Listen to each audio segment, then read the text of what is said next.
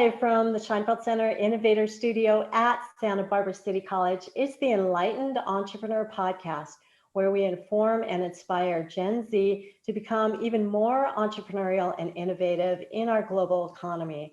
I'm your host, Julie Sampson, Director of the Scheinfeld Center, and welcome everybody. We're so excited that you're here with us in this 5th of 7 podcast series that we're doing, where we're helping entrepreneurs like you avoid some of the common areas that you could get hung up. And hopefully we're going to help you move beyond those and have a successful journey. If you are into being your own boss, creating a livelihood that matters, and making the world an even better place, then we're here for you. Let's get into it. So in our first 4 podcasts in this series, we discussed how to come up with business ideas, how to test business ideas, how to prototype your idea. Then we got into some manufacturing and funding with that. And we'll leave those videos in the description so that you can take a look at those. And as a brief recap, prototyping is where you're getting your business idea into form as quickly as you can to get it in front of your target market and test it out to make sure that it's going to work for you and your customer. And then you can move into small scale manufacturing, where you do a small run of your product to get it in front of a broader audience. And you can also get your business systems and operations ready to handle higher demand. The cost is usually higher for your product development, bringing the products to market at that time.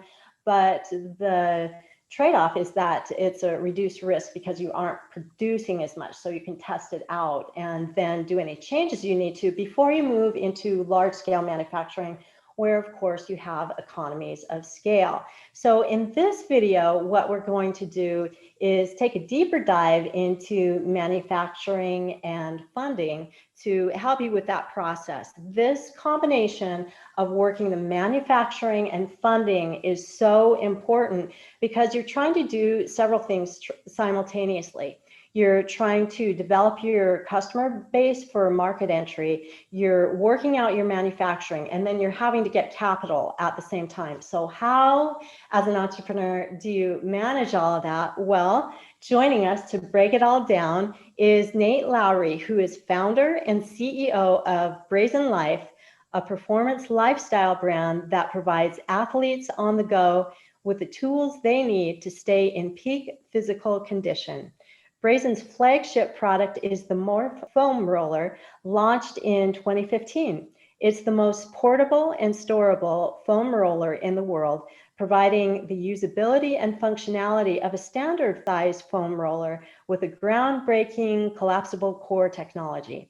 Nate successfully leveraged Kickstarter and Shark Tank to fund this launch, and he's a former NFL tight end, having played with the New Orleans Saints, Tampa Bay Buccaneers, and the Cincinnati Bengals. Nate, welcome to our podcast. I'm so happy to have you here. Thank you, Julie. I think you nailed the intro there. Excited to be here, be part of the podcast. Well, I don't want to miss a beat, so let's just jump right into it. For our listeners who are unfamiliar, can you tell us a bit more about Brazyn Life and the Morph? Yeah, so I guess the product idea, and maybe the easiest way to start this off would be actually to just show the product and how it works. So you have this little piece of foam, you have 2 little pullers here, and then you just drop and pull. And that turns it into a firm cylinder that you can roll on. Will hold up to 350 pounds. And then to get it to collapse, you just push on the end disc, folds back down. And the idea is that you can then stick that in your backpack.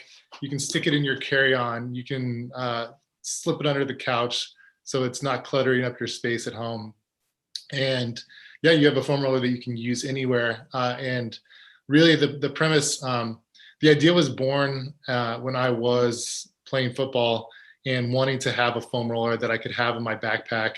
I actually had a bad back injury when I was playing with the Saints, and went into the recovery process after a surgery and started using a foam roller pretty religiously to be able to just take care of my body and make sure everything was moving properly.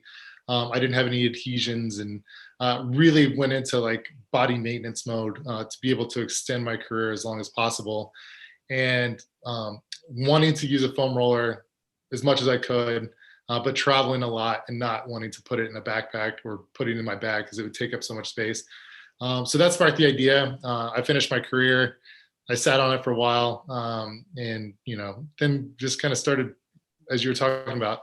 I wanted to see if I could make it. So I made a prototype in the garage with just some stuff I could find at Home Depot, and the initial prototype was very rudimentary, but I got on it and it held me, and I was like, okay, we could probably do this. So yeah, that's our flagship product, and we launched that via crowdfunding campaign back in 2015. And right at the end of 2015, went into the manufacturing process after that, and that was a pretty eye-opening experience because we decided to set up our own facility, and that was, yeah, it took way longer than we thought it would, and we can get into all that. But yeah, at the end of it, we had a really exciting product that people love. So, and it's helping people. And since those days, we've launched some new products, some new recovery tools, and we're in the process of launching a couple new products in the next couple months, probably early to mid-January, and really excited about what we have in the pipeline. Hey, that's super exciting. And I got to say, this is not a paid promotion, but I got to say, I have a Morph that I keep right at my desk, like you're saying. And I got to say, any faculty members out there, anybody who's an educator, they can tell you that since COVID happened, we have become major content creators, and I am at my desk hours and hours all day long. And the Morph has kept me functional during that time because my shoulders and my neck get so tight from being at the computer, no matter how much I think about, okay, sit, how I'm sitting and my setup and everything. Like you say, it's so easy, to have just right by the desk, and super effective in keeping me functional. So I've got to thank you for that. And again, for our audience, that wasn't paid. It's actual real life. I'm so thankful. Yeah, it is. I think, over the last couple of years, more people have learned about mobility and recovery tools and what that process looks like, and what it means really for your health and well-being, just to be flexible and mobile and to be pain-free. And so there's many tools out there.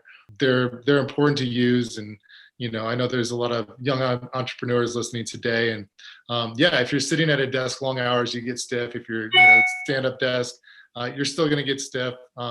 If you're an athlete, you need these tools. So it's really important to take care of your body. And it can allow you to be more productive and just feeling better and not having that pain. Helps you to focus. And so there's many benefits to doing foam rolling or any recovery. So I'm glad that's helping you out. It's really helped. You talked a bit about your prototyping, and that's one of the first phases for students, going through bringing their product forward. And maybe you could talk a bit about your process with that.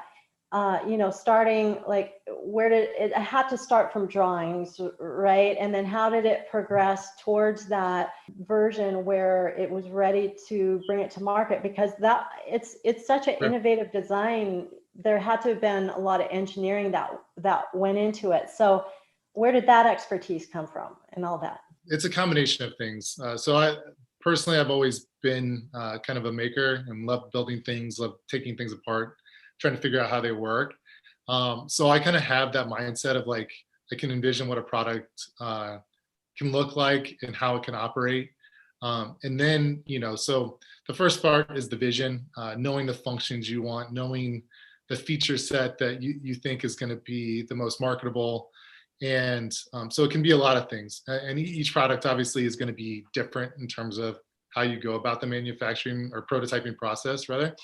And I think, for the roller, it was like I kind of had the concept of the outer flexible skin with stiff slats going longitudinally, and then being supported by discs inside. I was like, well, if we can do that, and the span, you kind of get this like arch type reinforcement system, I think it could hold up, right? And so I just went and bought this roll of, they were like wood slats. Actually, they might have been like paper, but like compressed wood papery slat things that were on a piece of paper, backed. And what you would do with it is you would wrap it around like the posts in your basement to make it look nice. So if you're trying to finish a basement or something, it was just this thing that I saw. I was like, oh, that could kind of work. I can test this. I can, make a round disc that I can put inside. And that was it. I mean, it was super basic. I didn't know what the final product would look like at the time, or what the features would be, the total operation, but I could at least prove that initial concept. For me, it was like I was scratching my own itch in terms of developing a product, like a product that I wanted.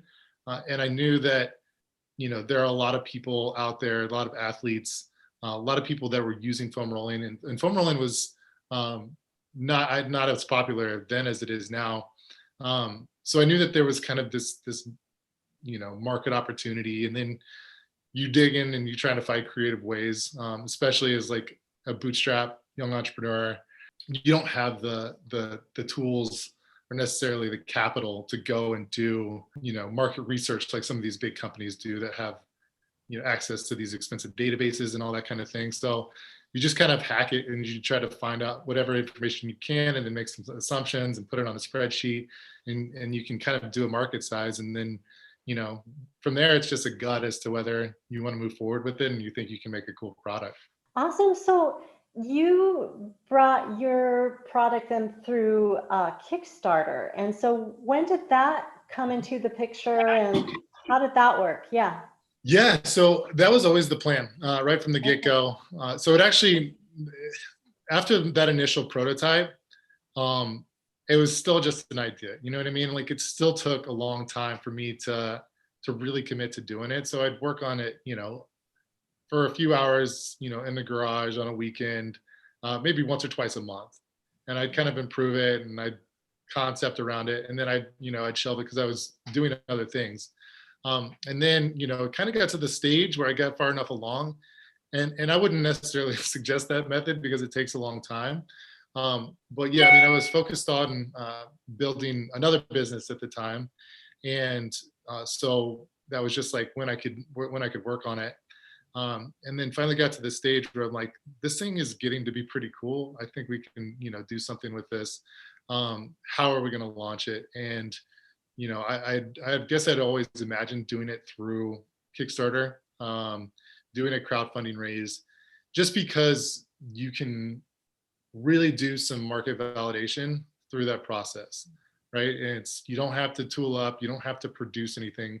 Doing, initial tooling is very expensive for most products, and yeah, and doing a first production run is very expensive. You're outlaying a bunch of cash to do that. So if you can do that with pre-sales, which is basically what a Kickstarter Indiegogo campaign is, you're pre-selling your thing, and then you're using that revenue to go and now fund the production. So you can pay for those units with your margin already built in. You can use basically that margin to go and pay for the tooling. And now, you may not make a bunch of money by the end of the Kickstarter campaign, unless it just like blows it out of the water.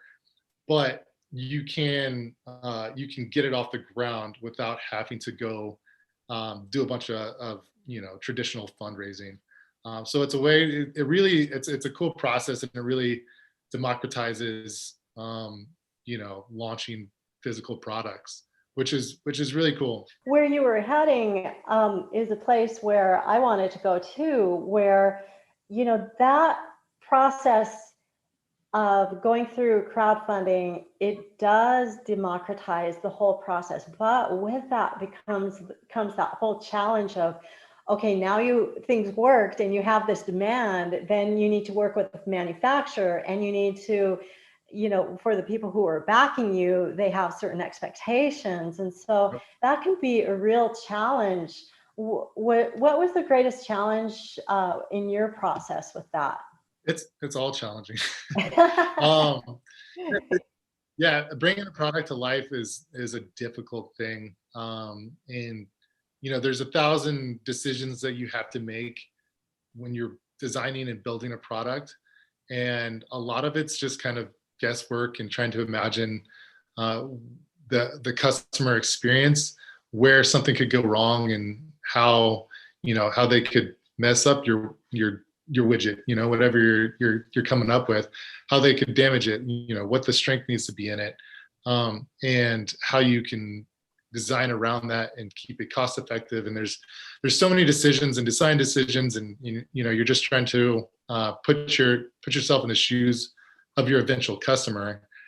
And I should say this out as well: doing a crowdfunding campaign correctly also isn't cheap, but it's way cheaper than trying to do a big launch with product in hand and not knowing what the outcome is going to be.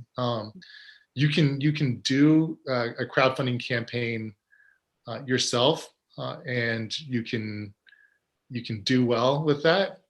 But really, the ones that you see that do 6-7 figures, they're generally working with an agency that is very specialized in bringing backers or potential backers to your page. And there is kind of a fine art to it. And so we're in this process right now. We're about to launch 2 new products via crowdfunding in hopefully, like I said, mid-January. Maybe it gets bumped into February, but we've got our final prototypes dialed in for these 2 new things. And we're going to use an agency, even though we're an established company. We're used to, running ads and doing all those things and driving traffic. But funding a product through that method, you want that validation. You want to actually know what the product is going to do. So the more that you can put into building up to the launch, prepping, and like I said, that takes some money. But the more you can do beforehand, and then it's going to give you a better sense of how that product is going to perform afterwards, if that makes sense. Like you want that validation, and you want to give it your best shot, and not just kind of do it willy-nilly, because you want to see if the product has legs. Yes, absolutely. You brought up some really good points.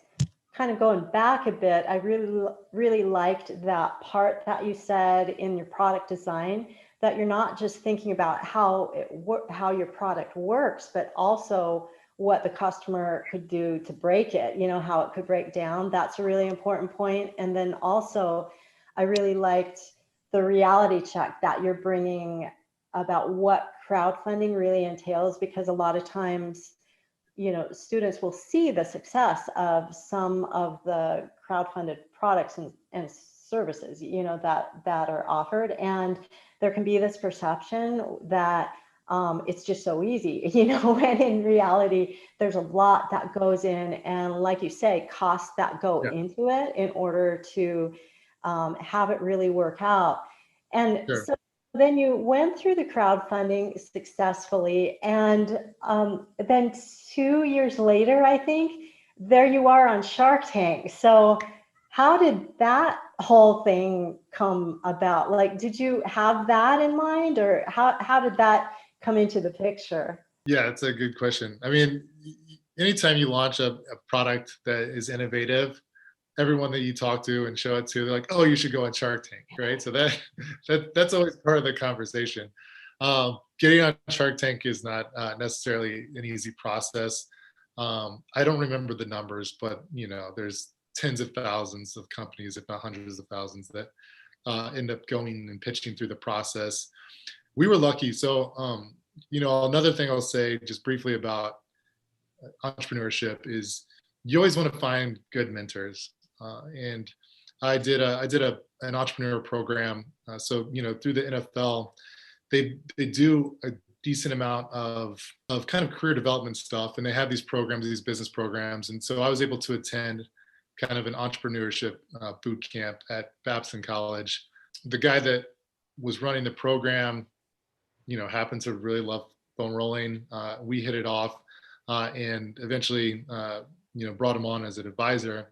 And through that, he had a friend that knew a friend that was a producer on Shark Tank. And they just kind of connected the dots and like, hey, does this product interest you? At the time we still had our Kickstarter video that could kind of show the product and did a good job doing that. And so they were able to use those assets, and we had a couple conversations and they were like, yeah, we like this, the network likes it. So we'll bring you in. And then from there, you kind of develop a pitch, and then, they can catch you at any time during this process of whether you're going to actually go and pitch.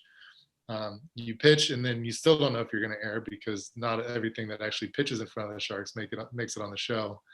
And yeah, it's kind of a wild process. But actually, from the time we first connected with the producer until the time that we were standing there in front of the sharks, I think it was like 6 weeks. It was super fast. Wow, that's super fast, right? Yeah. We worked kind of with a team from the producers to help kind of develop the pitch, and then we prepared like crazy. You watch the show, you think through all the questions that you could ask, you think through all the sharks that you could have on your panel, and you kind of study what they like, what questions they're going to ask, prepare for all the eventualities, because it doesn't air live, but that when it does air, there's going to be 7-8 million people watching, and you don't want to look like a fool. So it's terrifying. I don't love public speaking to begin with, and that whole situation is pretty scary. But yeah, you just prepare really well, and you go down, and then like I said, we pitched in June. And then you don't know if you're going to air until about 2 weeks before they do. And they send you an email and they give you your date, and then you have to be ready. And unfortunately, we weren't ready with our production. We had tried to put all our ducks in a row to get enough product in, and we were just way late. And we sold our last piece of inventory. We did a little promotion beforehand, just because we knew we would be out of stock for a while. We sent out an email, which actually sold through the rest of our stock before the show aired. So we went on the show live on basically a pre-order situation or back order situation, and just still it was a wild experience. And then the whole process, it was kind of like another phase of the crowdfunding situation, where like you're just trying to get enough product going so that you can take care of all these orders and take care of your customers and make sure that they have a good experience. And yeah, that was a challenge, but as an entrepreneur, and you have to rise to it, or you should be an entrepreneur. Yeah, right.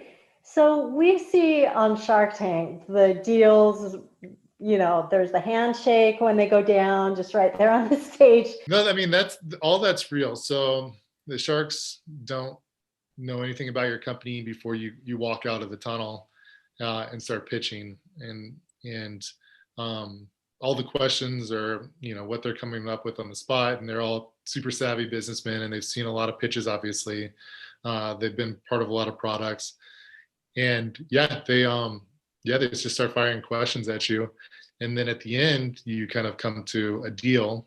And we ended up doing a deal with Sarah Blakely and Lawrie Grenier. Sarah Blakely is the founder of Spake. She was a guest shark.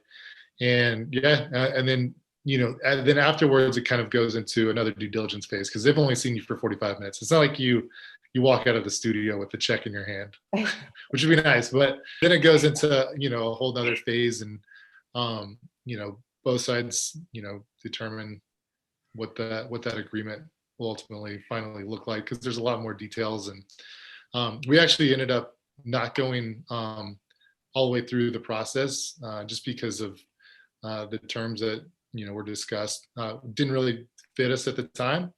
But we still have a good relationship. So even like with Lawrie, so I run a separate business. I have two businesses. The other business, we sell storm door hardware. It was a product invented by my father-in-law, and I started running that actually when I retired from football. And I went on QVC to sell that product, not even the foam roller, with alongside Lawrie. But so we still have a relationship with Lawrie, and she's awesome. How are things going with Yeah, COVID awesome. for So you? Yeah. So it's interesting. We didn't know how it would affect us. And we expected we would have a slowdown because our product is so travel focused and people stopped traveling. People stayed home. The core value proposition of our product is to make it travel friendly and easy to take with you to the gym, to the track. People stopped doing that, so we definitely saw a slowdown. I think things are starting to come back now. It was a kind of a bummer because we expected this to be a big growth year for us. Last year was a big growth year. We expected that to continue. But the silver lining and the best part of it is, it kind of gave us our focus was so dialed in on like growing and scaling production and meeting demand and opening new channels, that it gave us a chance to kind of step back and really evaluate where we wanted to go forward and what products and what product lines we wanted to offer. And we had talked, and I had 15 ideas on the board that I think could be valuable products on the market, and just hadn't had a chance to really dig into them. And so now we have a couple new products that I'm super excited about that we'll be coming out with. And I think through it all, the business will become stronger. And so, yeah, I mean, that's the challenge, is things can start to go bad or take a step back. And if you're not willing and ready to pivot, then, you're going to be out of the game. So, yeah, so it's been good for us. Awesome. It's such a good example of finding the silver lining in all the challenges. Thank you for sharing your story that way. Hey, we have a question from one of the audience members. What unique features does your product possess that sets you apart from the rest of the competitive market? Yeah, that's a great question. So we're the first and only product to make it basically collapsible.